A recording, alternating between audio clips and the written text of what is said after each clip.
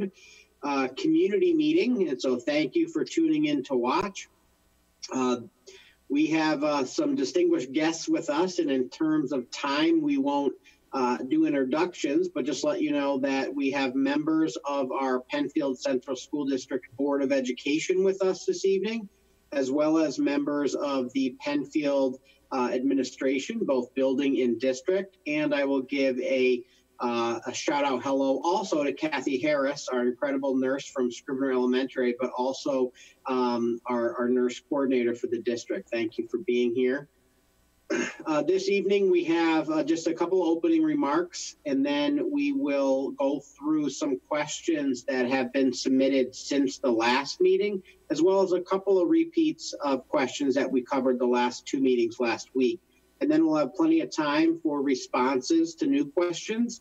And if you go online to the email where you were able to watch this on your computer, down below there is a form to fill out, and those questions we get to see real time as they come through. And then we'll just do a quick closing remarks, and we'll end our evening. It's scheduled from 4 to 6. So opening remarks is just, again, I wanted to say, and I can't say it enough, a thank you to this community. Nobody wants to be in the situation we are, which is trying to reopen schools during a global pandemic. But we are going to follow all of the guidance, regulations, and mandates coming to us from a number of areas. That includes the New York State Education Department, the New York State Department of Health, the Monroe County Department of Health, and the governor's office. So we'll follow all that guidance to ensure a safe opening to school. We aren't able to offer a 5-day full return program because it will not meet the guidance that we have to follow. Therefore, we've offered a hybrid model and a virtual model, and we'll talk about those a little bit later. So just a thank you, and also a thank you for your patience. We know that the guidance is continuing to change and evolve as our scientists in the CDC and across the state and nation are learning more and more about COVID. And so as that guidance comes to us, if there's any change in practice, we will be informing parents and staff in the community as quickly as we can. So thank you, and we'll start with some first overarching questions.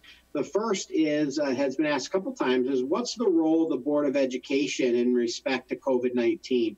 I just wanted to share with you that our Board of Education, our plans that we have to submit do not have to be approved officially by our school board. But the Penfield School Board is an incredible group of 7 individuals who come together to fully volunteer their time. And I keep them in the loop, and my team keeps them in the loop, and we run things by the school board to make sure that they're comfortable with our plans and how we're putting all of our requirements into action. So just a thank you to our school board, and they are always willing to hear from our community. So board members' emails are online under the board tab of our webpage, and feel free to reach out to them via email. And I can tell you on behalf of the board and the district, we can't wait until we can get back to business and have live meetings and have people attend those to make comments and ask questions.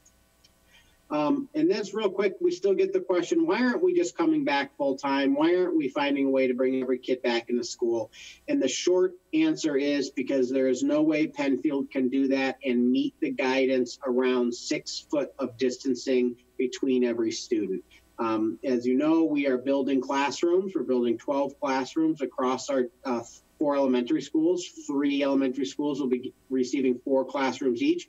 And in some of those areas, we're expanding gymnasiums and cafeterias. So we are growing in Penfield. People are moving in, and space is at an all-time limit. So we don't have the room that some districts have where they had empty classrooms and very small class sizes where they might be able to get their K-5 students back. We are unable to do that and meet the guidance. So in terms of health and safety, some questions we'll go through. A lot of questions obviously around how will COVID positive cases in children or staff be addressed? It's pretty clear that we have to work with the Department of Health, and we have been working with them very closely.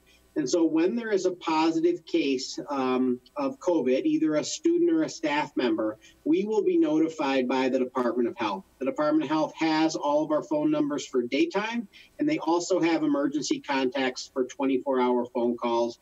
If they learn of a COVID positive test, we will be notified. The community will be notified as well through the Department of Health and through the school district. But I want to be fair is that based on laws like HIPAA that protect us as individuals, we will never be sharing names of students or names of staff members who test positive. I'm sure that social media will have lots of information and rumors, but we really work on facts and science. So I will share with you when we have a positive case, either myself or through the Department of Health. And that's why just a reminder that please make sure in Infinite Campus, your phone number and your email are correct. Also, please make sure you check your spam or junk folder occasionally. If you're missing any of our messages, you can set that so messages from Penfield Central Schools always come through. Can you explain what will happen if a student or teacher tests positive for COVID-19? The short answer is we will do everything our local Department of Health tells us to do. But really what that means is if there's a positive case, what happens is the Department of Health does contact tracing, and they will determine if individuals or groups need to be quarantined for up to 14 days. So it's very possible that a student may test positive for COVID, and therefore the result would be that class and teacher would have to quarantine for 14 days. But again, the superintendent of schools can't quarantine anybody. It would come from the Department of Health, and we'll work very closely. Will we have to close a school for a day or longer? Again, that depends on contact tracing and what the Department of Health recommends. We will be following all of their recommendations and, of course, all of their required mandates. So a lot of that around quarantine is, would it be for 14 days? How do you get back to school? Do they need clearance from their doctors? I want to talk a little bit because since last Thursday, I've had another couple of meetings with the Department of Health, and I'll be sharing this information out with all of our community members in an email. But there's one thing I want to mention is that the temperature typically to be sent home from school is 100.4, above 100.4. For COVID, it's 100. So if your temperature is over 100, you will be sent home with a COVID symptom. In order to return back to school, the guidance has continued to shift a little, but our guidance, we're very clear now, is in order to come back after being sent home with a COVID symptom, and especially the temperature of over 100, it would mean your symptoms have to resolve. You'd have to see your medical provider, and you'd have to have a negative COVID test to return back to school. And I'm looking now at Kathy Harris, our nurse extraordinaire. I want to make sure, Kathy, I am going to look to experts, and in this case, that's you. Is everything I just said accurate? Is there anything you'd like to add? No, that is accurate. It's probably going to mean some more COVID testing if you have a symptom, but we have to do what the Department of Health tells us. Thank you very much. There is one caveat I'll get to a little bit later with that. So if I just talked about this, if our child is sent home with COVID symptoms, how do they get back to school? And it is that negative COVID test and symptoms resolving. So if the test is negative, you can't come back until your symptoms have gone away. If the test is positive, then you're going to be quarantined by the Department of Health, and it will be 14 days before you return. If one of my children has a temperature, do all of my children need to stay home from school? And the answer is no. So when we fill out the questionnaire, it's going to be an app through a company called Frontline, and it will be pushed out to parents. You'll have to fill out that COVID wellness questions and temperature for each child. So if one of them has a temperature, no, you do not need to hold all of them home. It's individual child, because just because they have a temperature doesn't immediately mean it's a COVID positive situation. And so again, if one child is ill, they can stay home and the rest can come to school. Obviously, we'd want to monitor those students, and you as a parent or guardian would be doing the same. What's going to be done to ensure good air quality in the classroom? So we have our filtration system going to be working at max capacity to bring in fresh air more throughout the day in a continuous basis. Can windows be opened if there's no AC? Absolutely. We'll have teachers opening windows. And can fans be used? And fans can be used, but per the guidance, they have to be pointed out the window. We can't have fans circulating air in the classroom because all that is doing is moving around the air in a way that's blowing on students and staff. So fans can be used. They can only be pointed out the window. That obviously is different than a typical start to a school year. When will we know more about sports, and when will we know about the fall sports season? The answer to that is when they tell us. So right now, the fall sports season is still postponed until September 21st at least. And if anything changes, you certainly will hear about it. I'm sure it will be a governor's statement and on the news. But right now, all sports programs are not running. The school will be sanitized every day. And our buses will be sanitized as well. After each run, our buses will be sprayed down, sanitized those areas, high traffic areas like the handle as you walk into bus and seats. When can we expect to know our child's teacher for K-5, and when can we expect to have our child's schedule for middle school and high school? And remember my opening statement where I talked about thanking everybody for their patience? This is where it comes into play. We are not going to be able to release class placements in the elementary school or schedules until much later than we ever have before. It's possible you may not know your child's schedule or teacher until right before school starts. And the reason is the last thing we want to do is share with everybody a schedule and then have to say, nope, we need to make changes to all of that because of staffing or because of our schedule. And so please be patient. I know everybody wants to know who their teacher is and what their schedule looks like, but we want to make sure when we share it, we know that it will be absolutely correct and we don't need to make changes or don't need to make major changes. I realize some students are medically exempt from wearing a mask. Will parents, guardians receive a list of those students? No, you won't. None of us will. So if a student is medically exempt from wearing a mask, and to become medically exempt, I just want to touch upon, it's not just because you don't want to wear a mask. It's a form through the Department of Health. It's a medical documentation that there is a medical need that does not allow the student to wear a mask. And that actually has to be looked at by our school nurses and signed off by our district physician. So this isn't just like not wanting to do something. It's truly for medical need. And our goal, based on the guidance from the Department of Health, is to have every student and staff member wearing a mask. We do know, based on a number of reasons, that there could be students who are medically exempt, but we would never be able to share the names of those students or share data like how many people are medically exempt. It's possible I can share maybe a number of how many medically exempt mask students we have in the building or the district, but anything more specific to that would really impact parents and students' HIPAA rights, and obviously we take that seriously.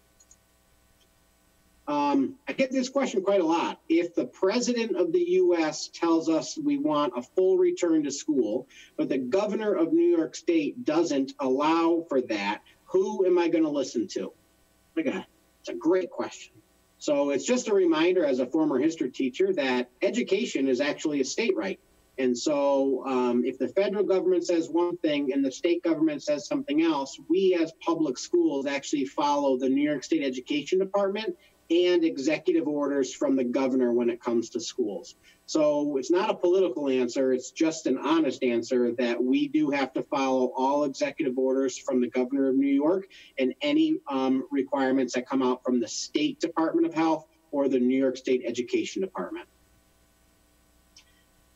This kind of goes back to the concept of whether you get sent home. So if a child has allergies and allergy season is upon us and they have a runny nose every day because of allergies, are they going to have to stay home every day?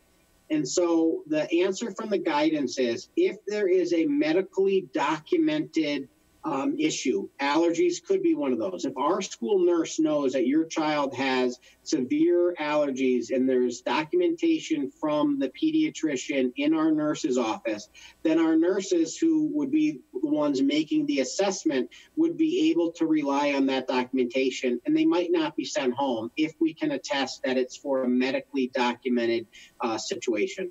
Kathy, I'm going to turn to Phone a Friend now. Is there anything you'd like to share about that? Okay. Yes, again, that documentation in the health record, either a doctor's note or on a recent physical, would be what we would need in order to say, okay, this child has a runny nose today.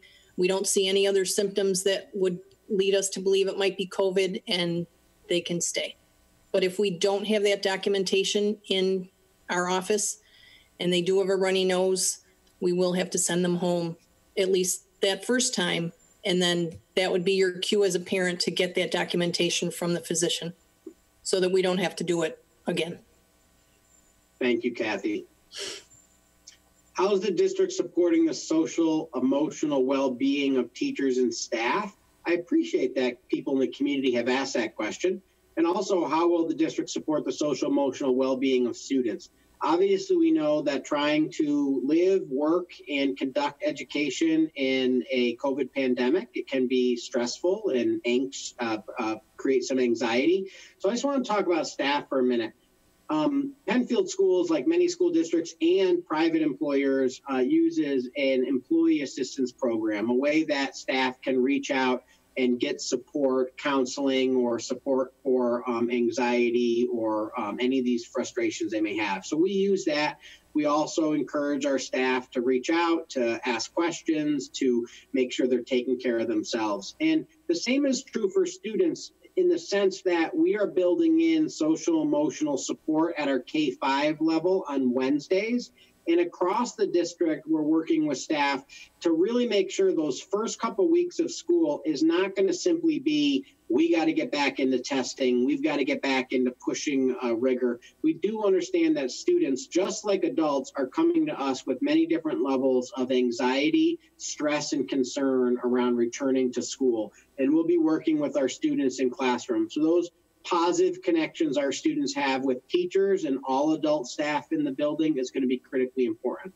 If, as a parent, you have extra concern about your child's anxiety or stress about returning to school, please reach out to the classroom teacher. Please reach out to the counselor, administrator, and we'll obviously work and partner with you to make sure we can support every child. Since there are no late buses, will students have to leave at the end of the day, or can they stay to use the library? And this is really a secondary question. For right now, we're really starting in a very cautious manner. So there are no late buses, and therefore students will have to get on their end of the day bus to go home, or be picked up by a parent or guardian, or if they're a walker, walk home. So our buildings will close for students at the end of the day.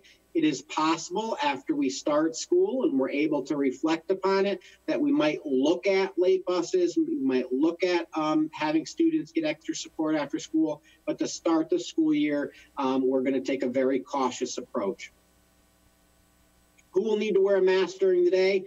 You'll notice I say this a lot because I want it out there. The answer is everybody. So students and staff will be wearing masks. We are providing every student with a mask. We actually have 2 masks. We'll hand one out in the beginning of the year, probably hang on to one in case they forget or need another one. But you're also encouraged to wear masks out there. There's lots of great masks. I just got one from my tailor today. It matches one of my suits. So you can definitely wear any mask you have. The guidance right now on masks might change. I'm going to be honest. There are some conversations with the Department of Health around bandanas and gaiters, the ones that go around your neck. Right now, and I don't want to put Kathy on the spot, but I haven't seen anything official from the Department of Health recommending certain masks can be used and certain masks can't. So thank you. I see her shaking her head that we don't have specific guidance. If that changes, you will definitely hear from us on what type of mask is required. For right now, it's just a face mask that has to cover your nose and mouth. Obviously, if you've got masks that you're already using, you can use those, but I will share the exact same thing I shared with all staff today. They just have to be school appropriate. I'm sure there's some masks out there that are really fun, but maybe not school appropriate. So we just ask that whatever you have on your face mask covering is appropriate for school. Lots of questions around hand sanitizing. Yes, we're going to have hand sanitizer around the school. Every single classroom teacher will also have hand sanitizer. Our expectation is that students are sanitizing before they come into the classroom and as they leave the classroom. At the elementary level, we're talking about hand washing breaks because those classrooms have sinks in them. And then we've talked with our middle school and high school staff as well. Some classrooms that have sinks will encourage, hand washing breaks as well. And lots of signage reminding our students and our staff to wash their hands and have clean hygiene. We know that if we really look at that Department of Health guidance, the biggest thing is covering the face, nose, and mouth, not touching your face, and washing your hands or using hand sanitizer frequently. That's really the biggest way that COVID gets spread. And so we just encourage everybody wearing the masks, washing their hands, and using hand sanitizer. Transportation, a quick questions. We did a survey. Many parents put in that they don't need a bus, but what if something changes? Don't worry about it. If you said you don't need a bus and now you do need a bus, you don't have to tell anybody, because we're going to route all of our students who get a bus. If you're always a walker, you live in the walking distance, you wouldn't get a bus. But if you typically get a bus, you will get a bus number and a bus stop. Just like with student schedules, that will be delayed. Typically, now is the time we start sharing that information. We're going to need more time. But once we have all that bus information in, we will share with families, and you can go into Infinite Campus like we've done the last several years and see what the bus pickup number is and time of drop-off, time of pickup, and location. When will we know our child's bus number and pickup? I just answered that question. We'll know as soon as we get it in there, and we will email you to take a look. Just a little information on both of our instructional models. One of them is the 100% remote, 100% virtual model that we did have about 10% of our community select. At the secondary high school level, it's about 7%. At our elementary level, it's about 12%. And middle school is right around that same, right around 10 to 11%, I believe. And so we are building a program for this. So if my child does 100% virtual, will it be the same quality level of instruction? And I just can't stress enough, the answer is yes. It's going to look different. If you pick 100% virtual for your child, it's not going to look like coming to regular school or even hybrid school. But it will be the same curriculum based on the same standards, using the same assessments. And what I can walk through and talk about is that it will be the same quality of instruction. They'll be getting the same content, whether they're in school with us or picking the 100% virtual model. So for the virtual model, will it be more than Wednesdays for direct contact with teacher? And the answer is yes. At our K-5 level, we'll be able to provide synchronous during the day as well as asynchronous. Anything that we teach, we'll be able to record and put up on Microsoft Teams. So our smallest children who may not be able to log on because mom and dad are working from home or because they're at a daycare facility that doesn't have access, parents will be able to view that with their child later in the evening. For our secondary level, I can tell you now we're still building the virtual model, but it will be a combination of synchronous and asynchronous learning, similar to our hybrid students. So K-5, I can share this. This is the biggest update since last week, is for our K-5 students who picked the 100% virtual. We're creating sections of students from across all 4 elementary schools, and they will be assigned a Penfield Central School District teacher. We're not using a program through BOCES or a canned program for virtual learning. It'll be Penfield teachers who will have a class of about 30 kids. That's contract, but they'll only be meeting virtually. And the instruction will be a combination of synchronous and asynchronous learning. Here's the biggest shift is that students, we looked at this, we dug into it, but students in the virtual model will not follow the same schedule as students in the hybrid model. And so many parents of K-5 have heard about the hybrid model. If you're in the hybrid model, you're meeting with your teacher in the classroom 2 days a week, And then other 2 days a week is actually going to be taught by our specialists, our literacy, math, and enrichment specialists. But they're going to be teaching new content. They're going to be continuing to teach.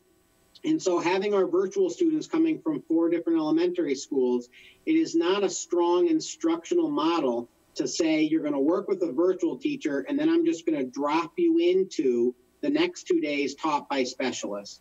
So our virtual students will get 4 days of instruction with the same teacher supporting their learning. They'll know where exactly they are in the curriculum and the work that needs to be done. It's a stronger instructional program. It's focused on instructional research in terms of online learning. On Wednesdays, they'll still come together as a full group to really focus in on the social emotional needs. All of the specials will be done virtually, and they'll be able to have everything that our hybrid students have in terms of the special programs at K-5. For Bay Trail and the high school, Bay Trail students in the virtual program, want to be fair, similar to K-5, will be housed with kids across all 3 houses. I'm looking at Winton, and he's nodding his head. So it may not, your virtual class may have students in house A, B, and C in your virtual class. It's a little different at the middle school and high school because students don't have one teacher for the whole day. They move through a schedule and see multiple teachers. And so they will be assigned both at the high school and Bay Trail, a teacher teaching a virtual class. And so they'll be in with other students who are also all virtual. So they'll be meeting sometimes synchronously, sometimes asynchronously, but it'll be virtual classes. And then the virtual student schedules will be focused on the core requirements. This is especially true at the high school level. Our high school is amazing in what it can offer kids in terms of electives. If you're a high school parent, you know this. If you don't have a high school student yet, you will learn this, is that our course description book is about 90 pages. It looks like a community college course description book. There's so many great electives. But by going virtual, and we took a look at what students selected virtual, it's about 133 high school students selected virtual. There's no way that we can create sections of 1 or 2 kids for those unique classes. So for our students who selected virtual, what we're guaranteeing is that they will get all of their graduation requirements in core courses. But it might not be all of those electives. I'll use one as an example, ceramics. Ceramics is a great elective in art that we offer. However, ceramics is the wheel and the clay, and trying to do that at home is not a strong instructional program. We can't deliver a ceramics wheel to every house. And so there are going to be some courses that will not be possible through the virtual model. But all of the core courses and all of the courses towards graduation, we will be offering to keep students on track when they come back to a hybrid or to a full-time program, hopefully as soon as we can. How will my children get materials during virtual learning, and will we have to print packets at home? We heard loud and clear over the spring, we will not be printing packets. We will not be asking families to print things at home. We will take care of all of it.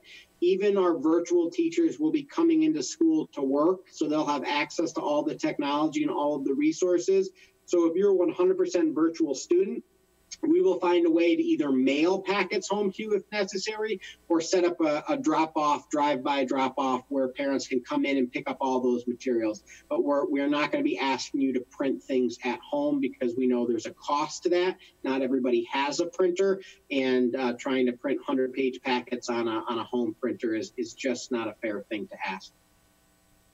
What kind of instruction will parents be given on how to help assist their children at home in virtual learning? We're actually setting up through our Office of Professional Development some online training for parents, both for virtual, for hybrid, and everything in between, where they can learn how to utilize Teams, how to support their child online. And once we get those up and running, we will share all those links with our families. Will the 100% online learners get any live interaction with teachers? Absolutely. One of the biggest goals here is to make sure that our virtual classes will also have online time with the teacher, so conversation, discussion, and learning can take place. And the hard part is, how will the 100% virtual kids have a connection back to their school? For this year, if you're a Harris Hill student, you're always a Harris Hill student. You might be learning virtually, and your teacher may be a Cobbles teacher who's teaching you. But you'll still receive emails from Mr. Nelson or whatever building principal. You'll still be connected to that PTA and get updates. But it's sort of like having a fifth elementary school. We'll have a virtual model that students will be going through. So it's going to feel a little bit different. We can't do the best of everything. We can't have elementary students in a virtual world also learning in the hybrid model. And so what our focus was as a school is what is the best instructional model we can offer. Our focus as a public school is instruction, and we want to make sure that we're offering that. And as well, our virtual students will also be receiving check-ins with that teacher for social emotional needs. If a child starts 100% virtual and then in January decides to go hybrid, how will the classroom teacher be assigned? And we're going to have to work through that. But if you go from virtual in September and you go to hybrid in January, you would be assigned a teacher in your school. I don't know what teacher that will be yet. We're not building the schedule like that we're holding a spot in a classroom. That could shift and change, but it would just be like somebody moving in. We'll assign them a teacher. It will be one of our Penfield teachers, and we'll get you back in to the hybrid model. Same would be true with the high school in Bay Trail, that students would go from a virtual situation into a hybrid class come January. We talked about this. Virtual kids will get all of their workbooks and whatnot. We'll either hand them out, we can mail them home, we'll take care of that. And services, special area services will also be supported for our virtual students. Will certified teachers teach the virtual classes? Absolutely. So a little on the hybrid model. We talked about this at the last couple of meetings, but I'd like to take a moment to have one elementary principal and then Mr. Buddington and Dr. Maloney share just a quick, what will it look like for a hybrid student during the day? Is there an elementary principal online who'd like to jump in and just talk a little bit about what the hybrid looks like? Mrs. Ware, thank you so much for raising your hand. Thank you for just talking through very briefly what a hybrid day will look like. I'm here too, Dr. Putnam. I think we're all here. Got your back, Marcy. Oh, and so is Mr. Nelson. And Scott, we're all here. Sorry, Scott. So an average day at school looks pretty much just like a day any other day. Students will come in, they'll, other than the configuration of the classrooms, which looks a little different, with desks where we used to have tables, but what they're doing during the day looks very similar. Students will be engaged in ELA, math, humanities, science. They'll have lunch, recess. They will also have a special area class. Art, library, and PE will be in person here at school. And they'll be with, the nice thing about elementary school is they're typically with their class all day long. So that's not going to be very different, but we are working really hard to make sure we're not mixing cohorts of students. But their day will look pretty typical to what it used to be. Definitely some changes with things like masks and, again, the setup of the room. But what they're doing at school is the same. Do you want me to talk about the days at home too, Dr. Putnam, or is that the next slide? Or do you want someone else to talk about that? Why don't we have somebody else talk about that? We can share this responsibility. Mr. Nelson, would you like to share? Sure, I'd love to share. Days at home are going to be average between 2 and possibly 3 hours of instruction live with a teacher, a special ed teacher teaching a math lesson, a literacy specialist teaching a language arts lesson, an enrichment teacher teaching an RTI, ELA, or math as well. So it's about an hour and a half, as well as a special and typing.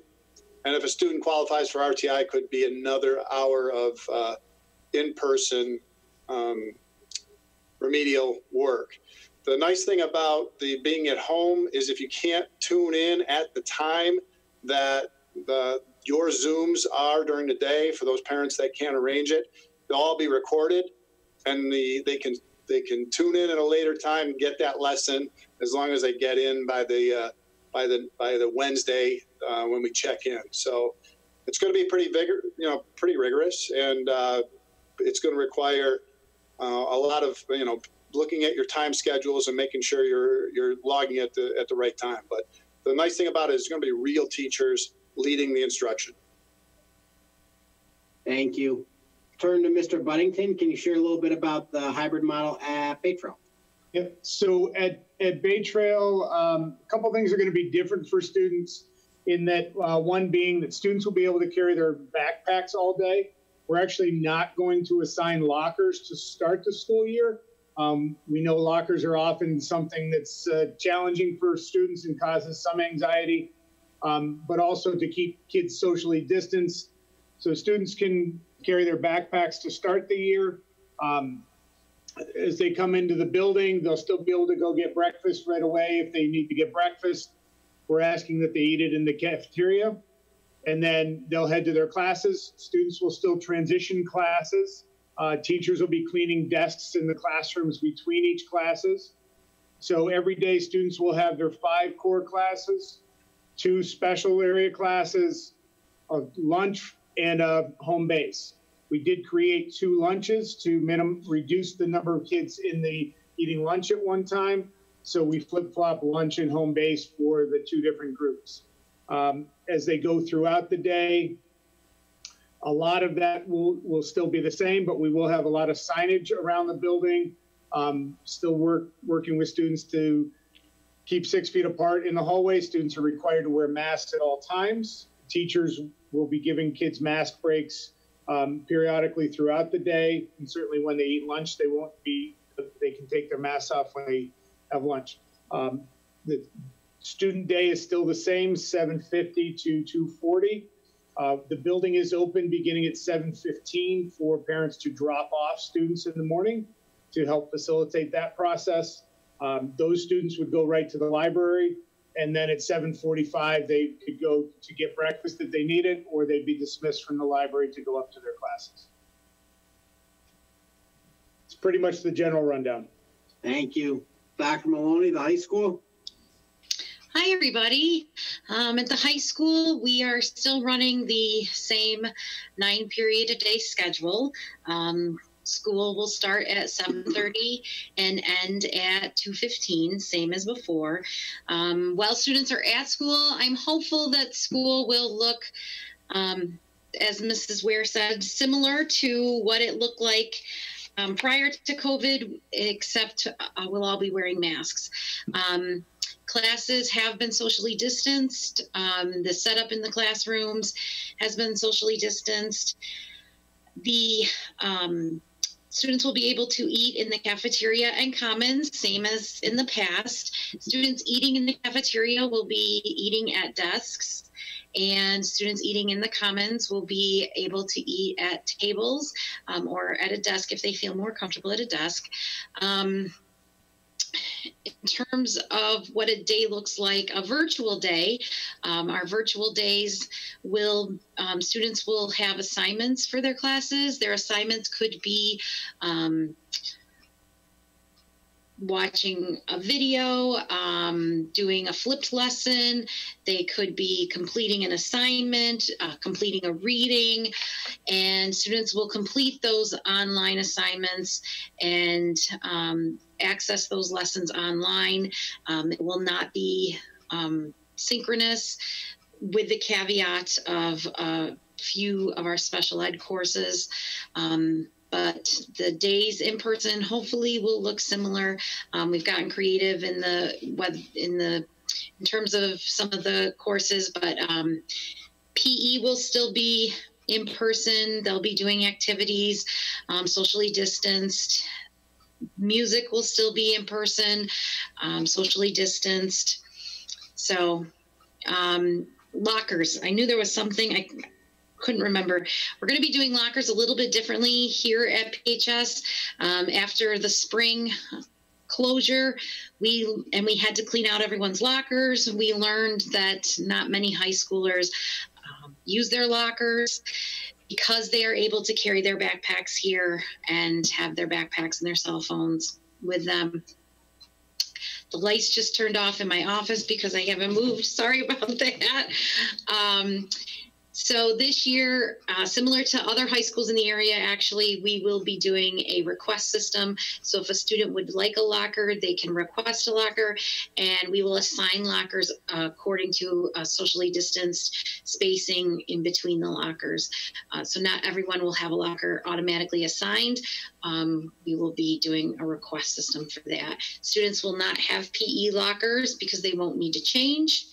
Is there anything I forgot, Dr. Putnam? Okay. Sounds good. Thank you all. If you choose the hybrid model, do students still have the option of asynchronous learning on the virtual days?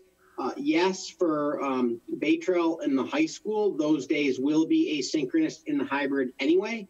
And for K-5, we're working that the teachers teaching on the at-home days will record either their team or Zoom chat and put that up on Teams so families can watch it at a later time. Are teachers allowed to work with small groups of students, and will kids be able to leave desk supplies? So the answer right now is the same thing we talked about in terms of being very cautious in the beginning of the year. So while small groups can still work together, we're going to require 6 feet of distance and masks to start the year. Remember that on average, our class size will be about 12, sometimes smaller, sometimes slightly larger based on how many desks we can put in. But we will allow sort of that small group, but it's still going to be the 6 foot distance. Even though the guidance says that they could be closer if they wore masks, we're really going to be very cautious when we open and do masks and the 6 foot distance. In terms of class supplies, our elementary schools have all purchased bins, so students won't leave things in their desk, but they'll have a bin, like a plastic bin to the side where they'll have that those things, because we're going to be using the desks for both cohort A and cohort B. Will elementary playgrounds be open? We're going to start the year with a no. We're going to start the year being very, very cautious. We will not have our elementary playgrounds open for recess. However, we are going to have some planned activities that our recess monitors will be working on, so students can get outside, get fresh air, but also have some planful activities that they can do during recess. It is my hope and all of our hope that after we start the school year and we get into the swing of things, we'll be able to open up playgrounds, just having students use hand sanitizer before and hand sanitizer after, because there's no way that we can sanitize all of the playgrounds in between every single group coming out for lunch. For the high school in Bay Trail, there's no playgrounds there, although I'm sure our students would love them. But they're still going to have that ability after lunch to step outside and get some fresh air like they've been able to do. It might look a little different. We might not have out all of the playground equipment like basketballs and kickballs at Bay Trail, but they'll at least be able to get outside and get some fresh air. Where will kids eat their lunch? At the secondary level, they'll be eating in the cafeterias, as we just heard from Dr. Maloney and Mr. Buddington. At the elementary, it's either going to be in their classroom or in the cafeteria, really because of the ongoing construction we have. Scribner and Indian Landing, because their cafeterias are going to be under construction because of the capital project, they'll be eating in the classrooms for now. If that changes, we'll obviously get back into the cafeteria if we can finish that project in time. Are children allowed to bring their lunch? This question we talked about last week, I want to hit it again, which is absolutely, and we are encouraging families to pack a lunch and bring it in. The reason is our cafeterias will be open, but they'll be offering a hot lunch, a cold lunch, and really no snacks. And so it's going to be no a la carte. It's going to be the hot lunch and a cold option. It won't be the slushy machine at Bay Trail. The vending machines are being removed from the high school. And so obviously, if you can pack a lunch, great. If you need to utilize our lunch system, it will be there. The choices will just be much more limited. And for students who receive free reduced lunch on the days that they're not coming to school, each one of our buildings will have a way for parents to pick up the lunch and breakfast for their child on those days that they don't come to school. Just some general reopening questions, and then we'll open it up to some of the great questions we got online. If my child chooses hybrid and wants to switch to remote, can they do that? And if they choose remote and want to switch to hybrid, can they do that? Based on that survey and based on all of the scheduling that's taking place, our answer right now is we're holding students for 1 semester. I'd love to be able to shift that, and maybe at 10 weeks we'll make a shift, but right now that selection is for 1 semester. And it's not because of trying to be difficult, but I want to be really transparent. It's because of the scheduling piece. We want to make sure that if a virtual student wants to return to school in a hybrid format, we have to make sure that there's a classroom that can take them in and not go over the cap of how many students can be in that room and still be 6 feet apart. And the same, if they go from hybrid to virtual, those virtual classrooms are not going to be a canned program that I can just add to. It's not just going to be a list of links to go and work your own. They're going to be assigned a Penfield teacher working with them. And so we can't go up too high on those numbers because we want to make sure that the instruction is sound and research-based. And so right now it is for that first semester. If there is a need because of a work schedule or a critical situation, please reach out to your building principal. We'll keep track of those names, but it's very difficult to make that shift anytime more than that first semester of school. I did say we're going to look if we can do it earlier, but if you feel like you need to make a switch, just please reach out now to the building principal and they'll keep track of your name.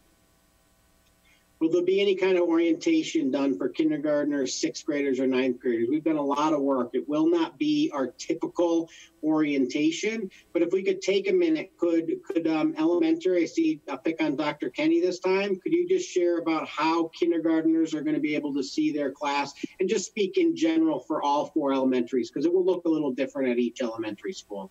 Yeah, all 4 elementary schools are going to have our incoming K students visit their classrooms with their classroom teachers. We're going to design it so that social distancing will remain in place.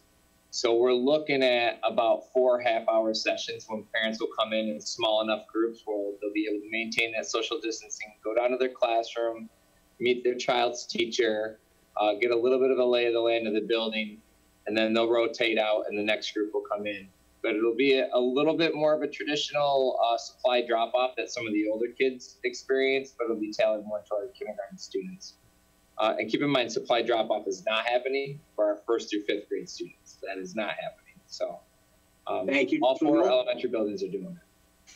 Thank you, Dr. Kenny. And middle school, how are our 6th grade students learning about Bay Trail? So for 6th grade, we've sent out information to all our 6th grade families. Our house principals created a Nearpod, an asynchronous Nearpod. We want to also be modeling some of the asynchronous learning that has a lot of information in it. And then we will be sending out information for Zoom meetings next week to further answer questions for all the students. And then our counselors are will be setting up opportunities for parents to sign up with students to come in and tour the building. We'll get that information out as well. Those tours would be August 31st to September 9th. So opportunities to do all 3, get some information beforehand, but then also come into the building and become a little bit more familiar with your way around the building before we start school. Thank you. Mr. Herschler? Yes, hi everybody. I just wanted to piggyback on Dr. Kenny's comments about drop-off in kindergarten. We also, all 4 schools are hosting kindergarten orientation virtually, which provides parents with information from our kindergarten staff and support staff, principals, and information regarding transportation from our director of transportation. And we will be following up via Zoom as principals for our kindergarten parents for a Q&A session following whatever medium that we initially have sent information to parents.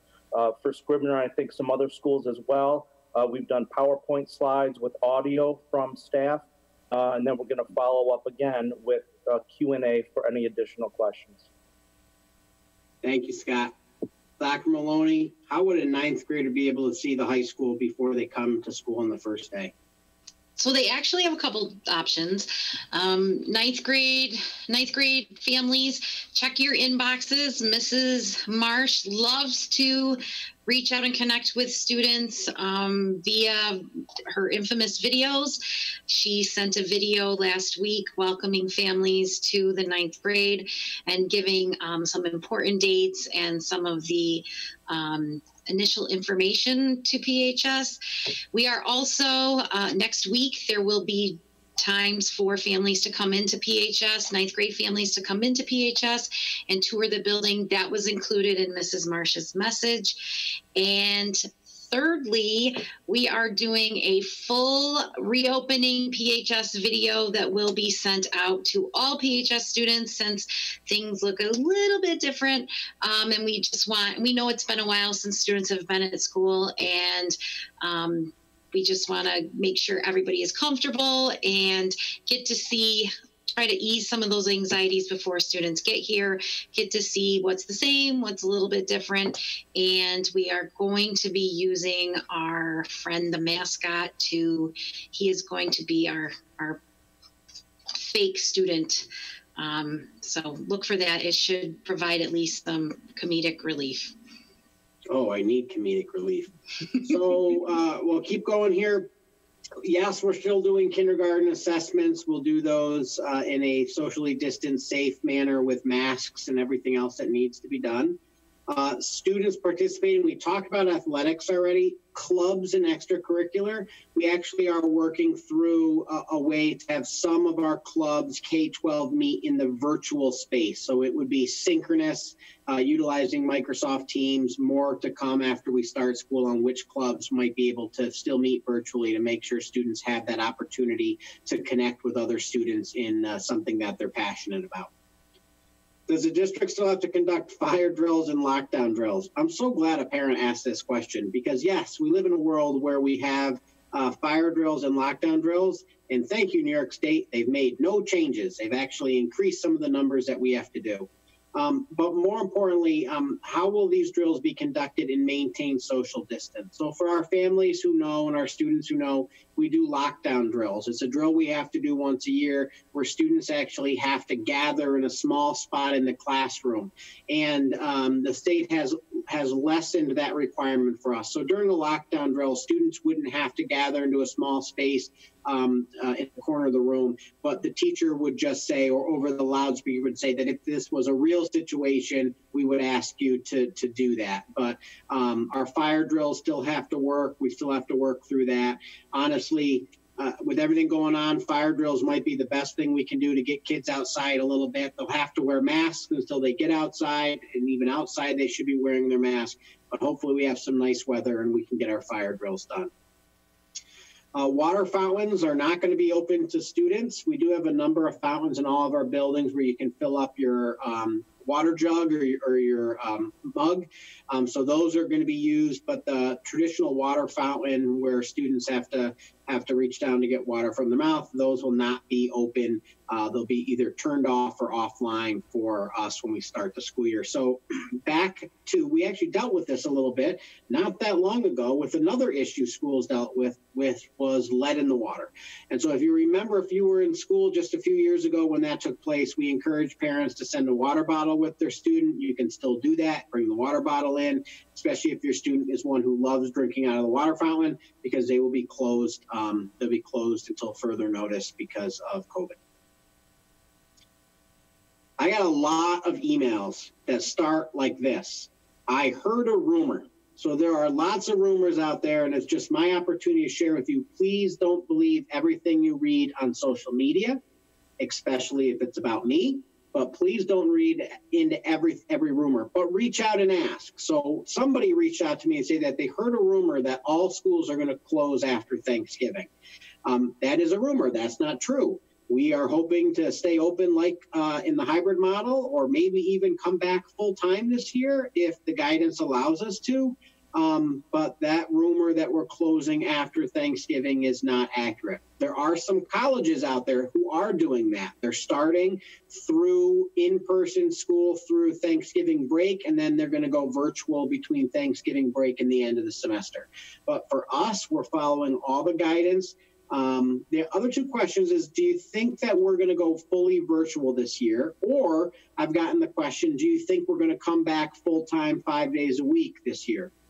And I would tell you that I gave up 3 months ago guessing what's going to happen. I don't know. I watch the news. I listen to the governor. I get all of the governor's speeches sent to me via transcript, and we are monitoring very, very closely. We all as school would like to just go back to normal and have everybody back every single day and not have to worry about masking and COVID testing. But we're going to monitor whatever we have to do, and we will do that. So is it possible that similar to last year, we're going to have to go fully virtual? It is possible. I will tell you, though, it will not be like the spring. It will not be an emergency last-minute closing. We have a much better system in place. We're utilizing Microsoft Teams as our one single learning platform, and we're going to be spending a lot of time with our staff on professional development, which we have been doing all summer, and especially when we get back into school, to how to effectively teach synchronously and asynchronously, and how we can utilize Microsoft Teams to its fullest. And so if we do have to close, I feel very comfortable knowing that our program and our process will be able to be maintained in a virtual world. But again, I don't know. Technology, some exciting news. Will laptops be provided to all Penfield students? And the short answer is yes. The slightly longer answer is different than I gave last Thursday, and that is that we have a plan to hand out by the end of that first week of school a laptop to every 6th grader through 12th grader. So 6th graders through 12th graders will have laptops in the very beginning of the school year. You will hear more from your building in terms of how the pickup is going to look and whether you have to come in and get it or if we're going to be able to hand them to students on the first day of school. We're working through that now. Our K through 5 students will get a device to them. Right now, we're only going to provide to the families who said they really needed one because they couldn't get through the first month or so of school. But as soon as our next shipment comes in, we will be fully a one-to-one district where every student has a device and they can bring that back and forth to school. Question came up from a parent, if they're using your home laptop during the day in kindergarten through 5th grade, do they need to bring their home laptop to school? And the answer is no. Our K through 5 classrooms will be doing a lot less technology learning during those 2 days we have them real time. So if you have like mom's computer that you're using while you're waiting for us to give you a computer, we're not asking you to bring mom's computer back and forth from school. Will each student get the login credentials? I did answer this last time. I guarantee that if you ask your child if they were in school last year, they probably already know how to log on to Teams. But if they don't, and we're getting towards the start of the school year, they will get that login credentials on the first day. And will classrooms be equipped with a camera for live streaming? Our classrooms are not equipped with cameras to do live streaming, which is why we've talked is that the most instructionally sound process is what we're building right now, which is some synchronous and some asynchronous, not just telling students at home to log into their class and sit in the back and listen. And so now I have time for new questions. And so thank you for everybody who has been typing questions in right now. And the first question I have is, does cohort B in hybrid have to report virtually on Thursday, September 10th? And the answer is yes. So those students will be getting more information out, but the first day of school is Thursday, September 10th for cohort A, and the first day of school for cohort B is also Thursday the 10th, but it will be a virtual day for those students, and we'll get more information out as it gets closer.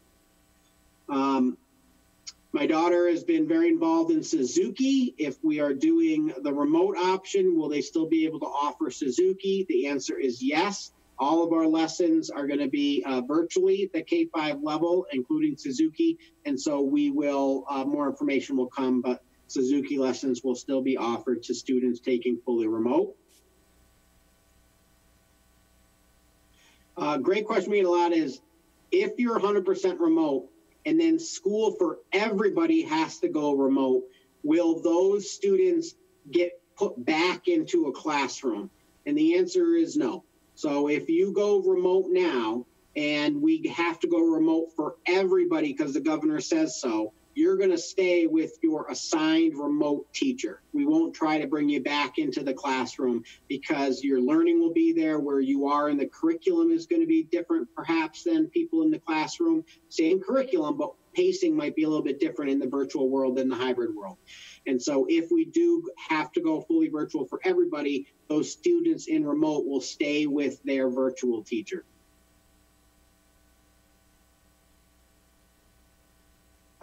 Dr. Maloney, a question about PHS. The PHS right now is on a 5-day cycle, and just wondering, especially around science labs, what will happen with the 5-day cycle now that we have 2 cohorts? That's a great question. So we are still having the 5-day cycle, and so the science labs are still put into place. Science teachers, though, have been discussing in terms of their pacing and how the class meets, potentially during that lab time, if the class is virtual, if the lab class is virtual, doing a typical class assignment and then waiting until the next class session that's in person and doing the lab then. So they have a little bit of flexibility in terms of the pacing and being able to be flexible with when they're in person and when they're virtual. The science department has also been doing a lot of work around virtual labs in the event that we have to be virtual, 100% virtual. So yes, the labs are still there, and yes, they will happen in person and or virtually, and the 5-day rotation is still there. Thank you. Will the 100% virtual instructors have to report to the school district buildings? And the answer is yes. So if our teachers, our Penfield teachers, are the ones teaching only virtual students, they will still be coming to school because of the technology we have, the professional development we can offer, the partnerships and learning. So we're asking all staff to still report. When they do a virtual lesson, will they be wearing their mask? That's a great question. Because it's virtual, as long as they're 6 feet away from another staff member, no, they won't have to be wearing their mask. This would be a great example. I'm in my office by myself. I'm talking to you over the internet, and I'm not wearing a mask. It would be the same for a virtual teacher. If a student is quarantined for 14 days due to contact tracing, will members of that student's household also be in mandatory 14-day quarantine? That is an answer for the Department of Health, but I do believe that if an individual in a household is quarantined for 14 days, it's possible the Department of Health will quarantine the family as well. I think it has to do with contact tracing, so it really depends. If your child, only lives in their bedroom and never comes out, and you've never seen them or been in impact with them, maybe not. But I'm looking at Kathy Harris, and typically family members are also quarantined when quarantined by the Department of Health. What are acceptable face mask coverings? So there's been a lot in the news lately about what's allowed and what's not allowed. We talked about this a little bit earlier. Right now, the requirement is that it has to be a face mask that covers your nose and your mouth. There is some conversation about gaiters and bandanas not maybe being allowed, but until we get word from the Monroe County Department of Health on what their recommendation is, we are simply saying face masks have to be worn. What are that question came twice. So if my son had a COVID test, he doesn't get the test, then we'd have to stay home for 14 days. So right now, this is from the Department of Health. If you get sent out with a COVID symptom, like Kathy Harris, our nurse, talked about, you are required to get a negative COVID test before you come back. If you don't get a COVID test because you don't want to, you will have to stay out for 14 days. I'm going to put Kathy on the spot. What does the guidance talk about if you refuse to get a COVID test? As of right now, if your child is sent out with a COVID symptom and you choose not to take them to the doctor, my understanding is they have to stay out of school for 10 days and they have to be fever-free and their symptoms improving for 3 days before they come back. And so even if they didn't get a COVID test, they could come back after 10 days. 10 days from when the symptoms began, which would likely be the day that they were sent home from school. Thank you, Kathy. When will a full outline of what 100% virtual days for K-5 be presented to parents?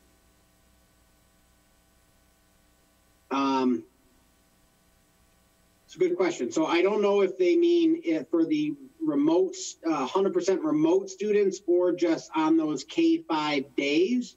So let's answer that question. So for our elementary building principals, the schedule for our at-home days, students in the hybrid who will be learning from home 2 days, when do you think that schedule would come out for those students and their parents to know? Marcy?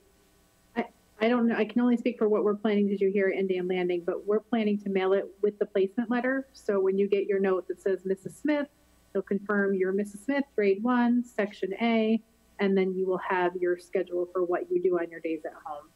Teachers you're logging in with, and the times. Thank you. Is that something similar for the other elementaries? It'll be shared through that, you do that placement letter that way? Thank you very much. Yes. Thanks, everybody. If the governor gives a green light for school sports to start and Penfield decides to start sports, will other activities like clubs also be able to begin? It's a great question. It really would depend on how the governor allows sports and if he also includes clubs to meet. But I think it's fair to say that if we're saying sports can meet, I'm sure we will look as well at some of our clubs and if they can meet as well. It's a great question. How will we differentiate between common cold symptoms and COVID symptoms?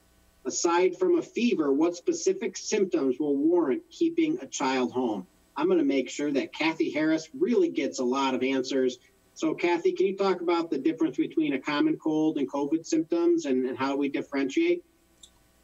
Well, unfortunately, there's a lot of very similar symptoms. So I'm going to go out on a limb and say at the start, we're going to be always erring on the side of caution. And if there's not some documentation, that, your child has a runny nose from allergies or something, those symptoms of a common cold are probably going to require that they go home and get assessed by a doctor. Thank you. It's at first it's going to be erring on the side of caution. Will elementary students need to purchase school supplies? If so, when will parents learn about school supply lists? I'll answer that one, Tom, at least for Cobbles. Supply lists are up. They're posted.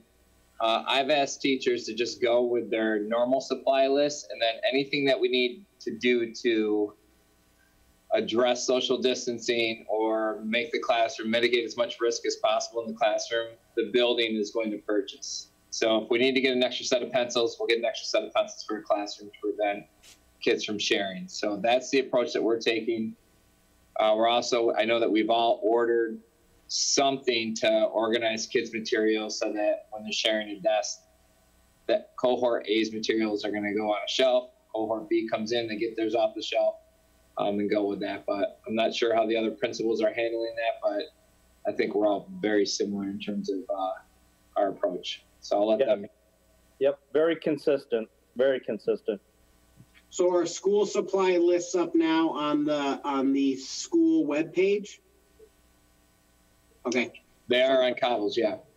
I'm seeing nodding. So check your school webpage through our district site. If you go there, you can select the school and look at supply lists and specific questions. You can email the building principal. Yep.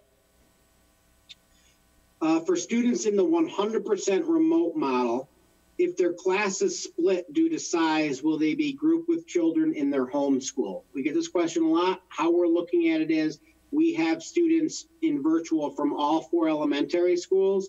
And so students in the virtual classrooms, 100% remote, will most likely have students with from across the district. So there may be 5 from Harris Hill, 5 from Indian Landing, 10 from Cobbles, and 5 from, I forgot one, Harris Hill. Sorry, I didn't mean to leave anybody out. But they'll be grouped with students from across the district. And Scribner too. Scribner, sorry, thank you. So many schools to remember. Water fountains, we talked about that. They will be off in the beginning of the school year, but the ones that you can fill your water bottle with will be open. The question here is what percent of households went with 100% virtual? We were about 12% district-wide. And so our original survey in July had us at about 10%. It went up to 12%. Great question. How will virtual students have their pictures taken for the yearbook? I don't know if we've actually talked about this.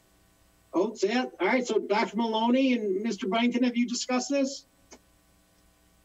We have at PHS, and information will be coming from individual grade levels, but when on the same days that grade levels will be taking pictures, we will have students who are virtual be able to come in and have their pictures taken. They will enter the north door, from the north door, go into the gym, and then come back out.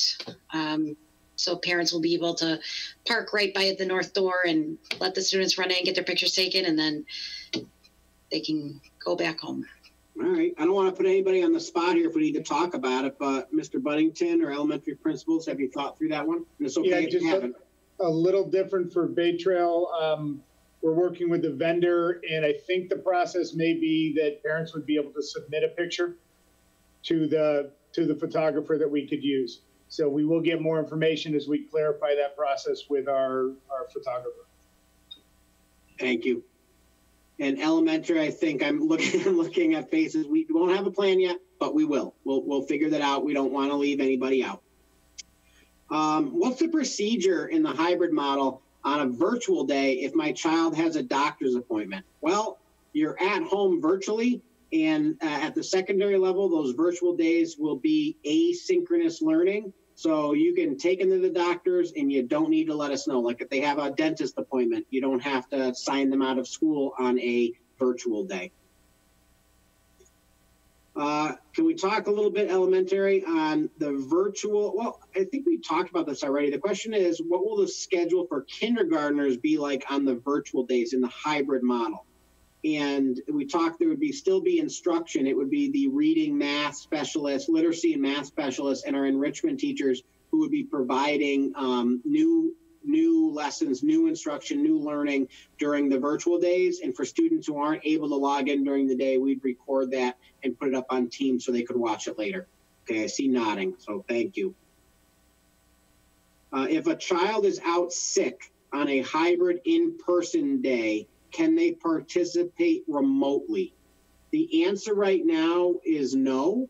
We'll definitely look into that, but that would involve the teacher having to open Zoom or Microsoft Teams so the student could watch from home.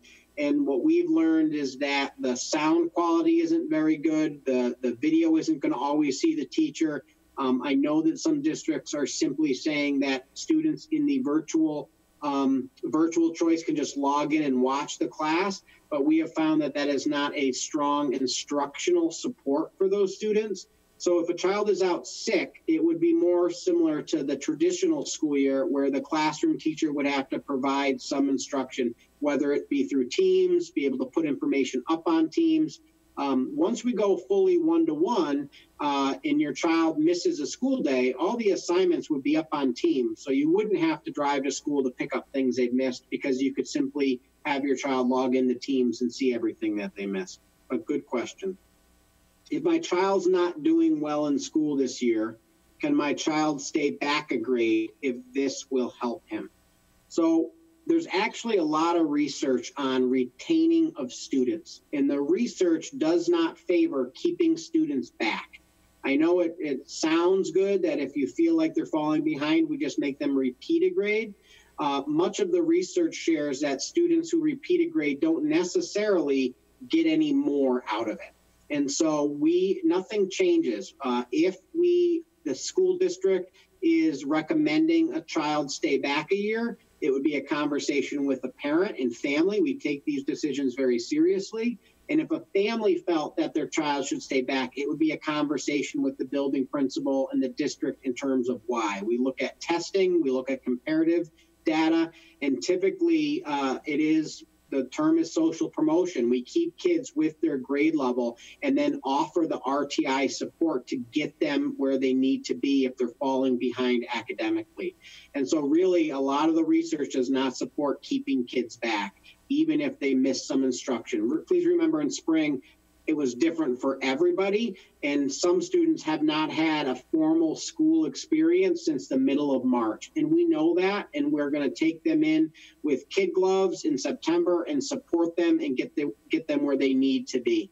So if that's really an individual question, I would have you reach out to your building principal, but we do not encourage keeping kids back or having them repeat grades because the research doesn't support that. For students in the 100% virtual model, are there still going to be small group activities? Yes. Will there still be support through RTI? Yes, we'll find ways to support them. That might be the classroom teacher, the virtual classroom teacher meeting with small groups of students, because we don't expect our virtual K through 5 classes to be online with their virtual teacher 6 hours a day. But it would be still be able to have small group instruction with different reading levels, different math levels to continue working on that.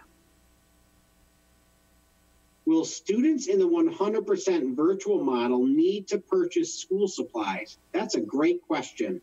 I think it really depends. They're going to need pencils and pens. Take a look at the school supply list. But obviously they'll still be doing assignments at home. So those elementary school materials like glue sticks and pens and pencils and markers, those are all going to be very helpful to have as well.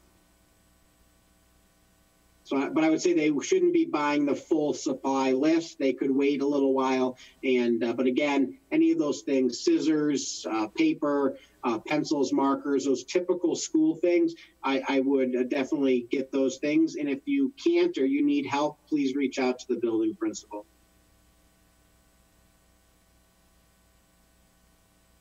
Not a question, but a suggestion about having a photographer set up at the community center for all virtual students to have their school pictures taken. We will take that absolutely into account. Maybe it's a way to do that at the K-5 level, so it's not going to 4 different schools, but we'll definitely take a look at that as we build our plan for making sure students' yearbooks are everybody's in the yearbook.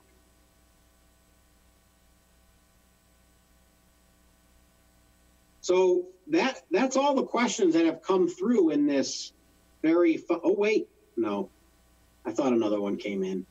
But I really appreciate everybody's time here. It's 5:18. We are scheduled till 6, but I also, I don't want to waste anybody's time as well. So I'll just turn to the building principals and Kathy Harris or anybody else. Is there anything that we didn't cover that you think you'd like to share? Mr. Buddington?